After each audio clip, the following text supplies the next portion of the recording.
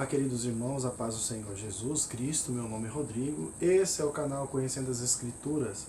Aqui eu tenho o objetivo de defender o Evangelho, trazer estudos e mensagens bíblicas e Gênesis Apocalipse, para que você tenha conhecimento das mensagens, histórias descritas na Bíblia para te ajudar nos seus estudos, te dando um pouco mais de facilidade ao deparar com a mensagem do Evangelho, mas serve para você também, meu irmão, que já é um bom conhecedor da palavra, mas que queira trocar experiências e me ensinar também, pois eu estou aberto ao aprendizado. Vamos nos fortalecer, ajudar uns aos outros, ajudar a igreja na caminhada e buscar entender a palavra do Deus Todo-Poderoso, porque é nela que contém a mente do nosso Deus e a promessa dele para as nossas vidas. O tema de hoje é o livro de Êxodo. A palavra em grego significa partida, saída. É um evento histórico, teológico, mas expressivo no Antigo Testamento, porque mostra a magnificente ação de Deus em favor do seu povo.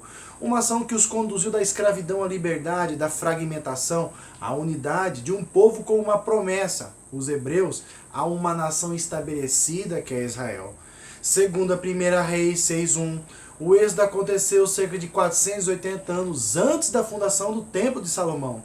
De fato, Salomão deu início à construção em seu quarto ano, ou seja, em 976 anos antes de Cristo, de acordo com a hermenêutica. O êxodo ocorreu por volta de 1446 anos antes de Cristo. Mas quando você começar a ler e a estudar sobre o êxodo, não comece pelo capítulo 1, verso 1 do livro, porque na verdade o êxodo começa em Gênesis 46:8, quando a palavra afirma: e estes são os nomes dos filhos de Israel que vieram ao Egito. É aí que começa. Volte lá e leia. Admitindo a data de 1446 a.C. para o êxodo, podemos determinar a data do nascimento de Moisés, que tinha idade de 80 e poucos anos antes do êxodo e 120 anos na sua morte, visto que sua morte ocorreu bem no período do fim do deserto, por volta de 1406 a.C., podemos afirmar que Moisés nasceu por volta de 1526 a.C. Moisés era filho de Arão e Joquebede, irmão de Arão e Miriam, membro da tribo de Levi.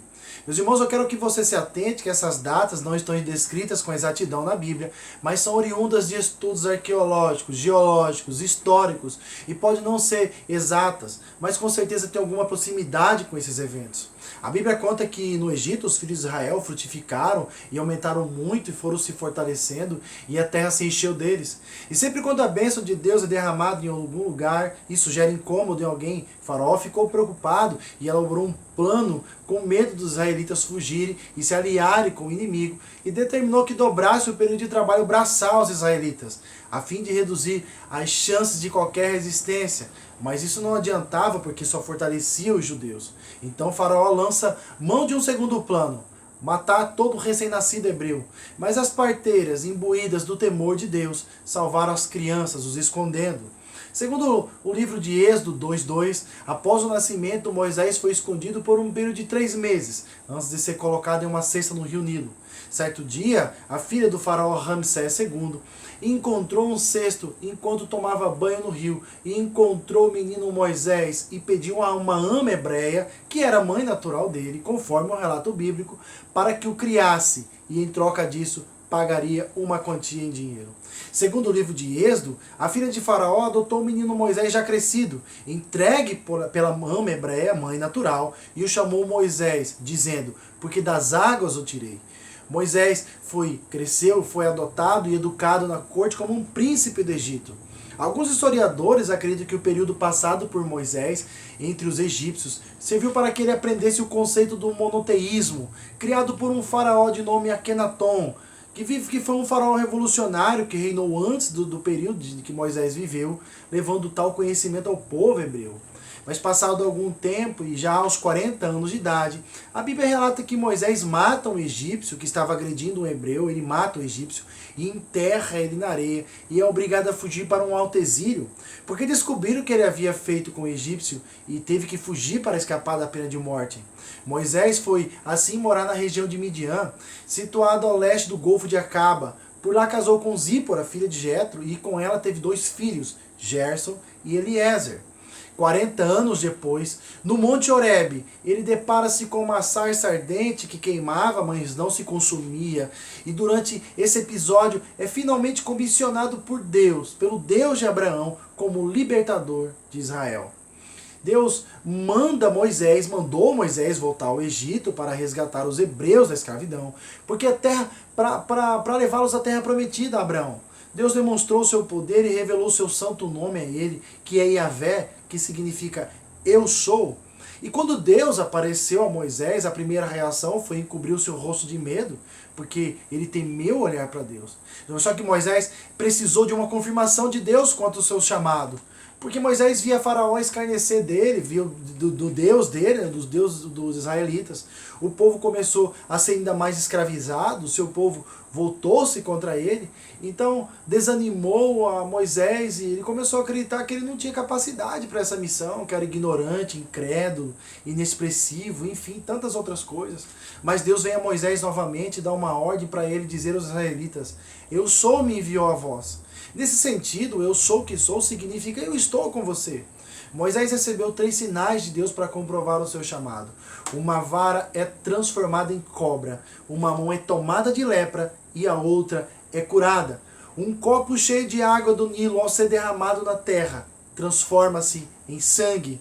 Após Deus demonstrar o seu grandioso poder, o Todo-Poderoso coloca frente de Faraó. Mas antes de Moisés se apresentar a Faraó, ele recebe de Deus uma mensagem que diz o seguinte: eis que tenho posto por Deus sobre Faraó. Mas antes de qualquer euforia, o próprio Deus diz: olha, Faraó não vai te ouvir. Então começou os sinais de Deus pelas pragas. A função das pragas diz respeito à fala de Faraó em 5:2, onde arrogantemente diz que eu não conheço o Senhor. Mas Faraó já vai conhecê-lo. As pragas, meus irmãos, não são uma vingança com Faraó. Deus não tem a intenção de arrasar com Faraó, apenas mostrar para ele, seu povo e para os israelitas, que conhecesse o Deus verdadeiro. Conhecer ao Senhor significa reconhecê-lo e submeter a sua autoridade, e a oportunidade é dada a Faraó. Então Deus manda Moisés e Arão ao encontro de Faraó, o rei do Egito, para pedir que os hebreus fossem libertos da escravidão e pudessem realizar seu culto. Porém, Faraó recusou 10 vezes, e a cada recusa, Deus enviava uma praga à região. Em Êxodo 7:20, a Bíblia relata que Moisés e Arão obedeceram a ordem do Senhor e foram ao encontro de Faraó e pediu para a liberdade do povo hebreu, que era mantido como escravo. Faraó recusou e Moisés ordenou que seu irmão tocasse com a vara no rio Nilo, para que a água se transformasse em sangue. O Nilo é um rio importante para os egípcios e sagrado. A história conta que durante 7 dias o rio e seus afluentes, assim como as fontes e poços, transformaram em sangue, fazendo com que peixes e outros animais morressem. Os magos do reino de Faraó fizeram o mesmo e de alguma forma mudaram a aparência da água, fazendo parecer sangue, e o coração de Faraó se endureceu. Após esse pedido, Moisés e Arão voltam à presença de Faraó para repetir o pedido, avisando que Deus infestaria a terra de rãs. Faraó nega mais uma vez e Deus faz todo o Egito ser infestado de rãs. Com a região tomada por rãs, o Faraó recorreu a Moisés e Arão e prometeu que se as rãs fossem retiradas, iria libertar o povo hebreu. Mas mentiu mais uma vez. Então Moisés e Arão voltam e pede novamente pela liberdade do povo, e Faraó nega. E então em Êxodo 8:16, o Senhor fala com Moisés para que dissesse para Arão levantar a vara e ferir o pó da terra, para que toda a terra se convertesse em mosquitos por todo o Egito. Em Êxodo 8:20-21, o Senhor novamente diz a Moisés que no outro dia fosse a presença de Faraó, quando ele saísse para ir à margem do rio.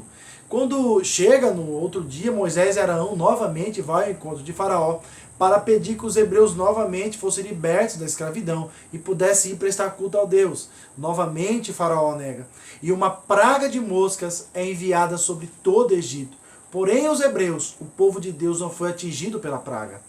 O Faraó mandou chamar Moisés e Arão e pediu para acabar com as moscas, e Faraó propõe que o culto fosse prestado no Egito, mas Moisés não aceitou a proposta, porque o tipo de culto seria mal visto pelo povo egípcio, que poderia inclusive apedrejar os hebreus. o rei do Egito concorde em dar liberdade a Moisés e seu povo, se as moscas desaparecessem. Deus faz as moscas sumirem, e Faraó descumpriu o acordo e manteve os hebreus escravizados. Como Faraó recusou novamente o pedido de libertação do povo hebreu, Deus enviou uma praga que fez todos os animais adoecerem e morrerem, exceto os animais dos hebreus. Pela sexta vez, Moisés e Arão foram até Faraó pedir pelos hebreus. Porém, como Faraó permaneceu inflexível e não libertava o povo, Deus disse a Moisés e Arão no capítulo 9, do verso 8 a 9, tomai vossas duas mãos cheias de cinza de forno e Moisés e lance para o céu, diante dos olhos de Faraó. Então Deus envia a sexta praga, que fez com que todos os egípcios, incluindo Faraó e sua família, ficassem doentes com feridas e úlceras pelo corpo. Após a sétima recusa de Faraó, Deus enviou uma forte chuva de granizo e fogo ao Egito. Mas antes, instruiu através de Moisés que quem temesse deveria se proteger da chuva para não morrer. Portanto, aqueles que temiam o Senhor sobreviveram ao granizo, e os que não temiam morreram. E com a chuva de granizo, o Faraó prometeu libertar os hebreus. Porém, após a chuva de pedras ter cessado, mais uma vez ele não cumpriu. Com a oitava recusa do Faraó em libertar os hebreus, Deus enviou durante um dia e uma noite uma infestação de gafanhotos que destruiu toda a plantação dos egípcios. O Faraó, diante disso, pediu desculpas a Moisés e Arão e ofereceu liberdade ao povo em troca de que a infestação parasse. Deus então mandou soprar um vento forte, que levou os gafanhotos do Egito para o Mar Vermelho. Entretanto, Faraó não cumpriu a promessa e os israelitas permaneceram escravos. Após o nono pedido de Moisés e Arão negado pelo Faraó, Deus enviou uma escuridão que dominou o Egito por 3 dias. Com a escuridão, o Faraó prometeu dar liberdade aos hebreus, mas eles deveriam deixar os seus animais. Moisés explicou a Faraó que os hebreus precisavam dos animais para fazer o sacrifício, e cultos ao Senhor. O Faraó novamente prometeu deixar que os hebreus partissem se a escuridão cessasse.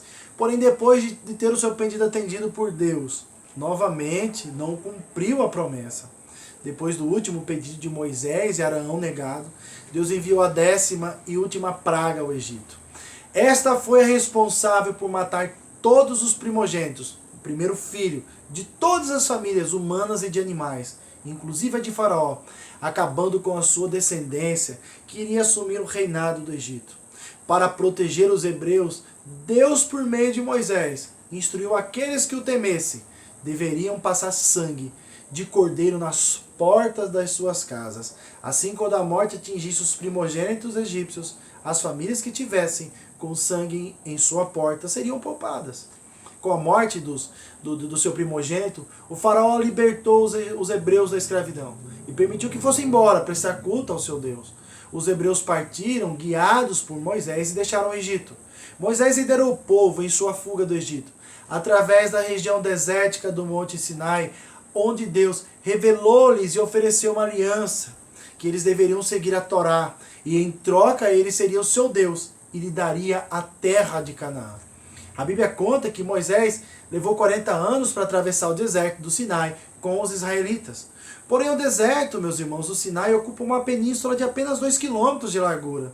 A estrada que liga o norte do Egito à Palestina pode ser percorrida em algumas horas de carro. Por que então você acha que Moisés levou tanto tempo para atravessar?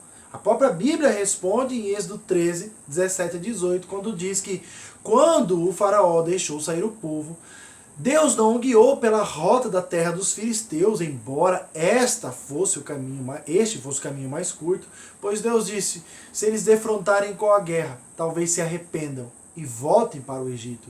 Assim o Senhor fez o povo dar a volta pelo deserto, seguindo o caminho que leva ao Mar Vermelho.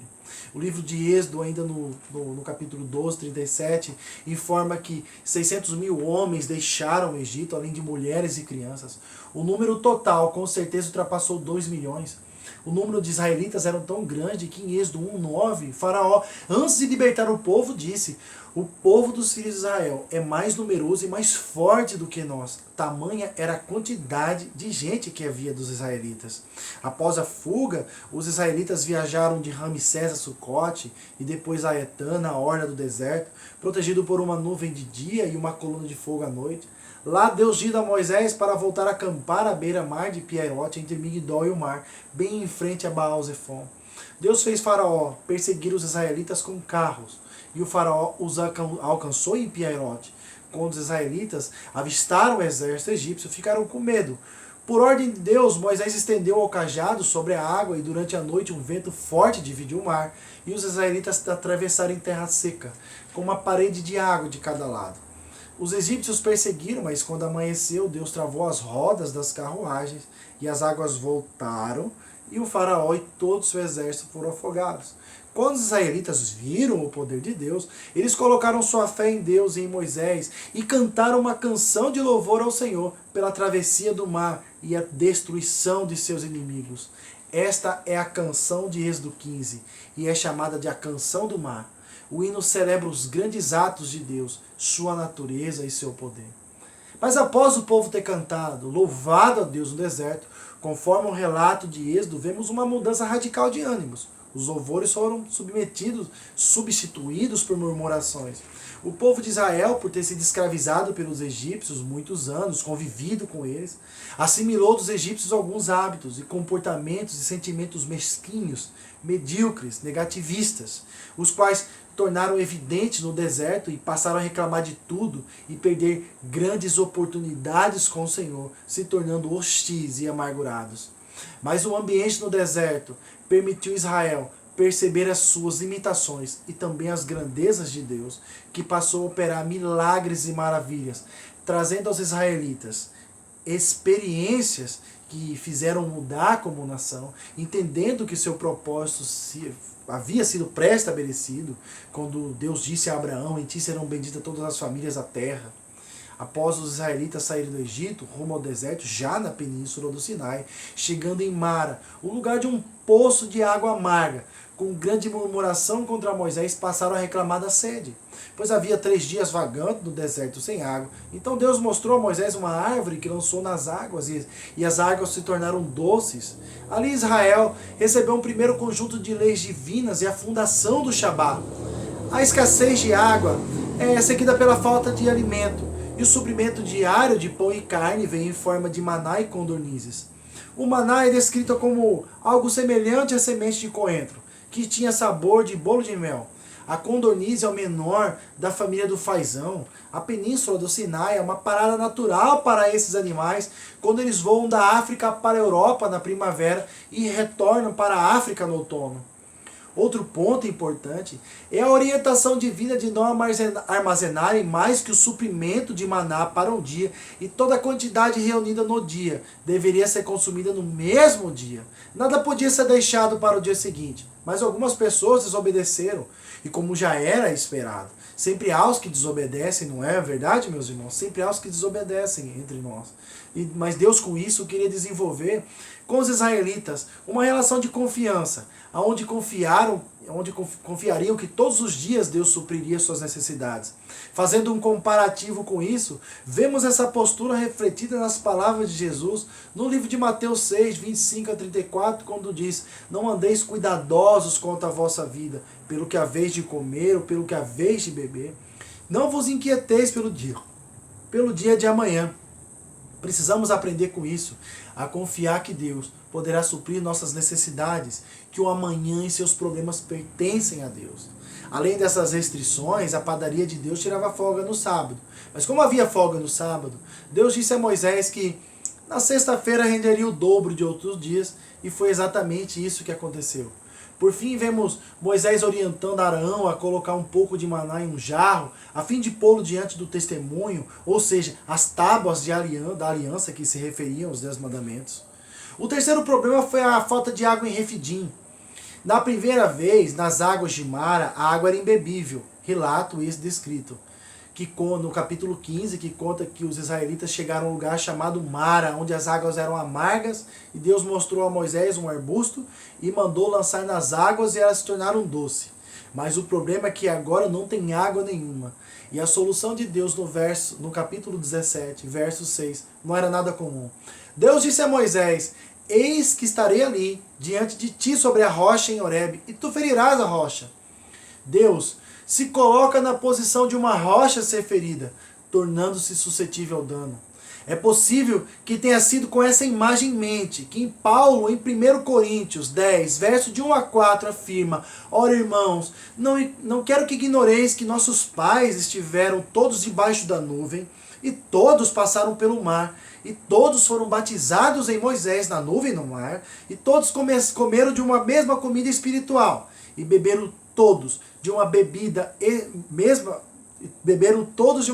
espiritual, porque bebiam da pedra que os seguia, e a pedra era Cristo.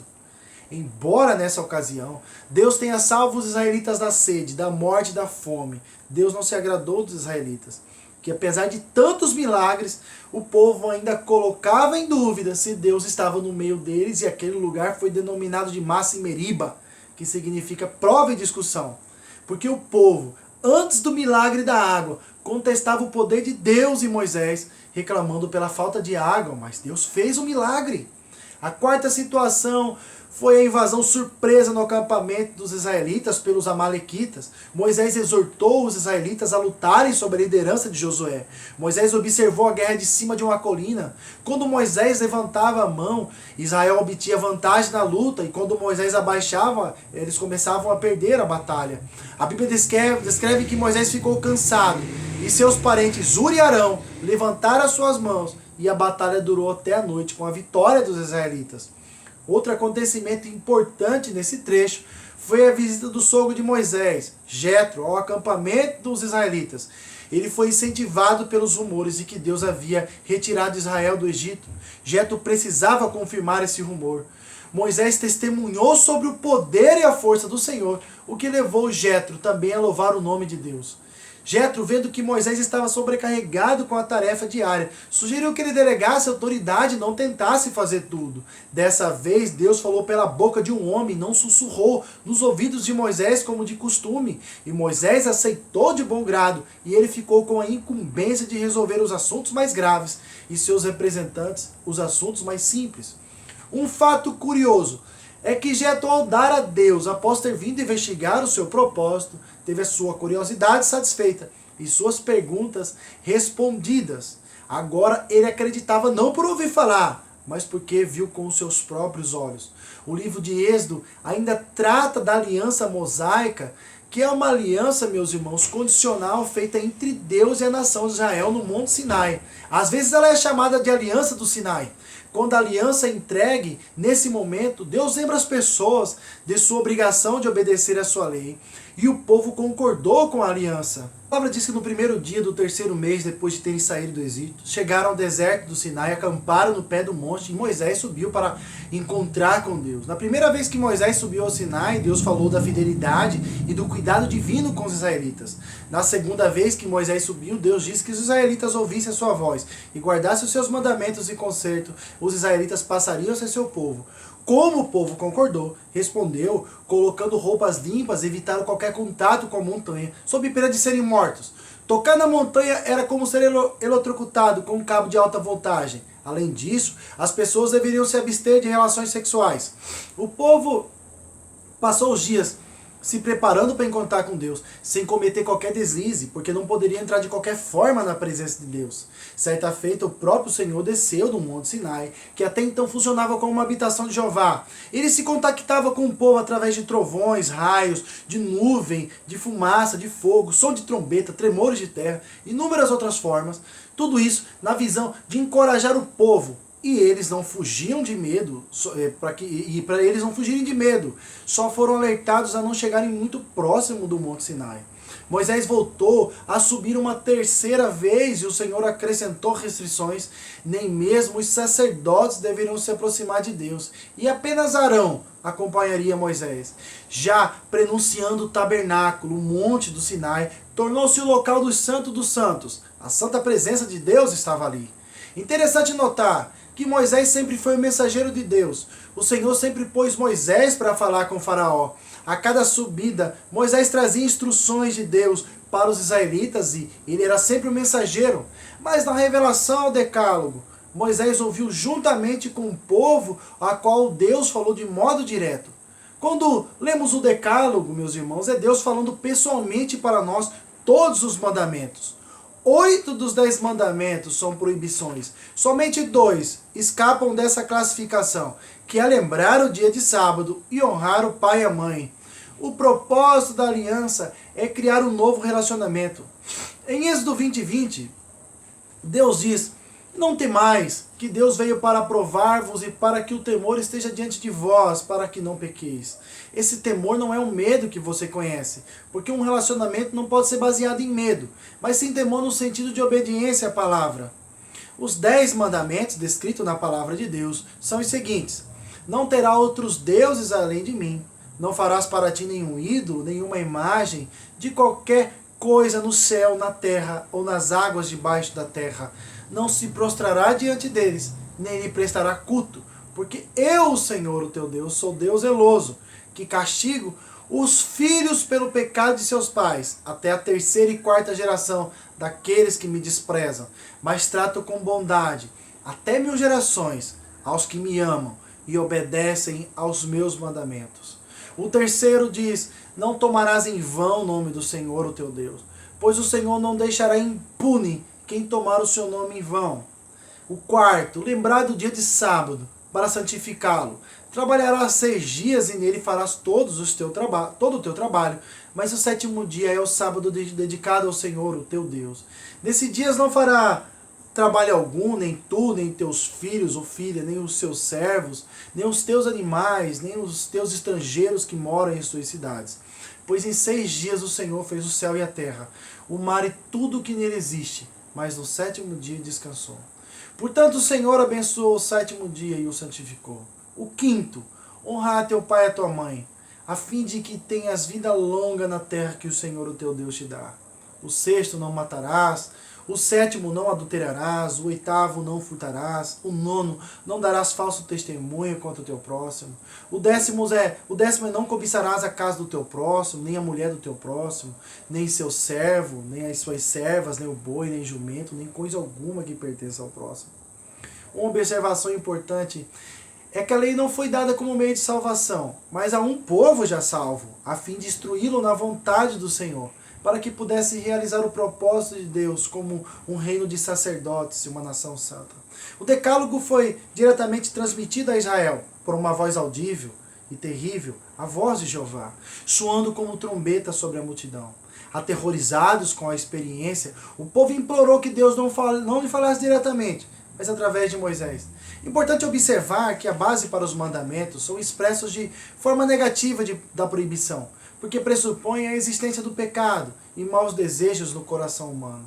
Em sua lei, Deus adverte daquilo que o ofende, bem como instrui aquilo que o agrada. Para os judeus, tropeçar em um ponto da lei significa tropeçar em toda a lei. Ideia, inclusive, compartilhada no livro de Tiago, no Tiago 2, no verso 10, quando diz que qualquer que guardar toda a lei, mas tropeçar em um ponto, tornou-se culpado de todo. Mas essa lei moral de Deus não está escrita apenas nos 10 mandamentos, mas pode ser vista em todas as escrituras, do começo ao fim, nos escritos de Moisés, dos profetas, do próprio Senhor Jesus, nas epístolas do Novo Testamento. O nosso Senhor Jesus, quando fala dos 10 mandamentos, inclusive resume em apenas 2: o amor a Deus e o amor ao próximo. Mateus 22. É muito simples entender por que Jesus faz esse resumo. Porque aquele que ama a Deus de todo o seu coração, de toda a sua alma, de todo o seu entendimento e acima de todas as coisas, jamais irá reconhecer outro diante dele ou construir uma imagem de escultura. Também saberá a importância e o significado do seu nome, de não mencioná-lo em vão, e sentirá prazer em adorá-lo por sua grandeza e suas obras. Os judeus receberam a lei de Deus e acreditavam que se fossem capazes de cumpri-la na íntegra, alcançariam o favor de Deus e a salvação. Os cristãos devem pensar diferente. Eles não devem guardar a lei de Deus pensando em obter justiça, pois é impossível, porque ninguém é capaz de obedecer todos os mandamentos do Senhor. A lei não revela quem somente é Deus, mas quem somos, mas como somos pecadores que merecem a condenação. Mas pela graça de Cristo, fomos alcançados e justificados pela fé no Filho de Deus, o nosso Senhor. Outra instrução dada por Deus foi a construção do templo de tabernáculo, o que, de acordo com a Bíblia hebraica, o tabernáculo era a casa terrestre do nosso Senhor. na casa terrestre de Deus, construída com cortinas, com ouro polido, com persianas, dentre outras coisas, e que teve suas especificações dadas por Deus a Moisés no Monte Sinai. Dentro havia um santuário interior, o Santo dos Santos, que abrigava a Arca da Aliança, que era mantida sob o véu da cobertura e suspensa por 4 pilares, e uma câmara externa, o lugar santo. Eram 8 vestes utilizadas pelos sacerdotes que dirigiam a cerimônia. Mas o éfode, uma espécie de túnica ou avental, o peitoral do juízo, a mitra, uma espécie de chapéu, eram utilizados apenas pelo sumo sacerdote. Os demais sacerdotes utilizavam túnicas, cintos, tiaras e calções de linho. A única parte do corpo humano que ficava descoberto eram os pés, e eles ficavam descalços. Os materiais para o tabernáculo e as vestes sacerdotais deviam ser doadas de bom grado pelo povo. Mas o povo foi tão generoso que Moisés teve que pedir que parassem as ofertas. Um detalhe que chama a atenção é o tabernáculo eterno, o Monte Sinai. Ao final da revelação no Monte Sinai, vemos em Êxodo 24:16, que a glória do Senhor pousou sobre o Monte Sinai e a nuvem o cobriu 6 dias. Quando o tabernáculo foi concluído, a Bíblia diz que a nuvem cobriu a tenda da congregação e a glória do Senhor encheu o tabernáculo. A presença de Deus, que se manifestou uma vez no Monte Sinai, agora estava no tabernáculo. Outro detalhe no cume do monte foi que Moisés entrou no meio da nuvem. Mas quando a glória envolveu o tabernáculo, Moisés não podia entrar na tenda da congregação. No Sinai foi possível entrar na presença divina. No tabernáculo inicialmente não foi. No monte Deus disse, eu os escolhi. No tabernáculo Deus disse, e habitarei no meio dos filhos de Israel, e lhes serei por Deus. A presença divina trouxe santidade ao tabernáculo. O tabernáculo é um lugar onde Deus e o povo podem conviver mais próximo. Deus já habitou em seu povo em uma edificação. Agora habita entre nós na pessoa de Jesus Cristo. Você se tornou o tabernáculo de Deus. Em Êxodo 32, a Bíblia afirma que enquanto Moisés estava no Monte Sinai, ele passou lá por volta de 40 dias e 40 noites, e o povo começou a se preocupar com ele. Cada vez mais impacientes quanto à volta de Moisés, os israelitas quiseram ter imagens de deuses que fossem diante deles, e os filhos de Israel fizeram um bezerro de ouro e começaram a adorá-lo. Dançaram em um ato de evidente apostasia. Eram as mesmas pessoas que há pouco tinha dito que obedeceriam todas as palavras que o Senhor mandasse. Crentes convertidos e comprometidos caíram em desgraça, quase da noite para o dia. A declaração de obediência foi esquecida. Arão era o vilão. Na ausência de Moisés, ali ele deveria impedir esses atos. Tanto que quando Moisés volta do monte, ele questiona Arão, que dá desculpa dizendo, tu sabes que esse povo é inclinado ao mal. Arão tem o mesmo descaramento de encobrir suas transgressões, sua participação naquele fiasco, e disse, me deram ouro, e eu lancei no fogo, e saí este bezerro. As semelhanças entre Adão e Arão são semelhantes. Ambos afirmaram ter feito o que fizeram, porque uma outra pessoa os incitou, ou deu-lhes algo. Adão culpou a Eva por ter dado a maçã, e Arão, o povo, em ter dado o ouro para jogar no fogo. Arão é o vilão, mas Moisés o herói, porque ele vai diante de Deus e pede para que o Senhor não destrua o povo, e diante das súplicas Deus acaba concordando. Nessa intercessão, Moisés chega a arriscar o seu próprio pescoço, o seu próprio relacionamento com Deus, dizendo, se não quiseres me perdoar, então tira o meu nome do teu livro, onde escreve o nome daqueles que são teus. Deus é soberano, mas não é inflexível, meu irmão, e nem rígido, mas dá valor às nossas intercessões, e é imutável em seu amor e misericórdia. Moisés não dá desculpa para a atitude do povo, mas ao ver aquele cenário, impulso de raiva, semelhante ao que Jesus teve no templo, jogou as tábuas feitas e gravadas por Deus no chão. Após queimar e moer o bezerro de ouro, ele mistura a água ao pó e ordena que o povo beba. O povo foi humilhado, bebendo o seu próprio pecado. Depois Moisés perguntou, quem é do Senhor? Venha a mim. E nesse momento os filhos de Levi se juntaram a Moisés. Se os levitas estavam envolvidos no pecado, houve vergonha e arrependimento, e abandono da idolatria e volta a Jeová. Mas fato é que, naquele dia, 3.000 homens caíram ao fio da espada, por conta de tamanha infâmia cometida diante do Senhor. No dia seguinte, Moisés reúne o povo e diz que haviam cometido grande pecado, mas que haveria de subir ao monte e diante do Senhor orar e pedir perdão pelo pecado do povo. Apesar de tudo, é a recuperação do povo que mais interessa a Moisés. Na presença do povo de Araão, ele é um crítico feroz e agressivo. E na presença de Deus, ele assume o papel de mediador, intercessor e apaziguador. Diante de Deus, Moisés arrisca seu pescoço e pede para Deus perdoar o pecado dos israelitas. E se caso não fizesse, que riscasse o seu nome do livro da vida. Não é fácil estimar a medida do amor de Moisés, a ponto de pedir a Deus riscar seu nome do livro da vida caso não perdoasse os israelitas. Diante disso, Moisés obtém a preservação do seu povo, e em vez de destruir o povo, Deus manda Moisés voltar a liderá-lo. Mas dessa vez, Deus manda um substituto. Um anjo passaria ir adiante ao povo. E Deus ainda disse que somente aquele que pecasse dali em diante é quem teria riscado o nome do livro da vida. Quando Deus diz as palavras, meu anjo irá diante de ti, explica a mudança do juízo divino sobre Israel. Mas ainda era um castigo. E o povo começa a sentir tristeza por isso. Ao chegarmos no capítulo 34, já estamos preparados para uma reconciliação. Deus instrui a Moisés a subir ao monte como antes, trazendo como ele tábuas de pedra para substituir as que foram quebradas. Lá Deus fala com Moisés, tem um contato direto com o Senhor em cima do monte, chamando a Deus que tenha misericórdia do seu povo, e Deus acaba tendo. Mas o Senhor ordena que seja abolida qualquer adoração pagã.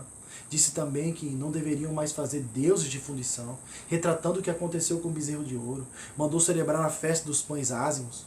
O capítulo encerra com Moisés descendo o monte Sinai com o rosto resplandecente, um fato que ficou evidente a todos. O fato do rosto de Moisés brilhar não deve ser entendido como uma metamorfose. Ele não havia tornado uma divindade, apenas estava refletindo a glória de Deus. O apóstolo Paulo, quando fala desse episódio em 2 Coríntios 3, 7 a 18, entre outras coisas, ensina que todos os discípulos de Jesus refletem a glória de Deus. Tamanho privilégio, que já foi exclusivo de um extraordinário servo de Deus, está agora ao alcance, até do menor seguidor do Messias, em cuja face brilha a glória de Deus. Meus irmãos, aqui terminamos de contar os fatos mais importantes do livro de Êxodo. É uma história fascinante, é um livro fascinante. Leia, aprofunde, será enriquecedor. Todas as bases para que você dê início aos seus estudos foi dito nesse vídeo. Fiquem com Deus, a paz do Senhor. Um abraço fraterno do seu irmão em Cristo Jesus. Fiquem com Deus. Tchau.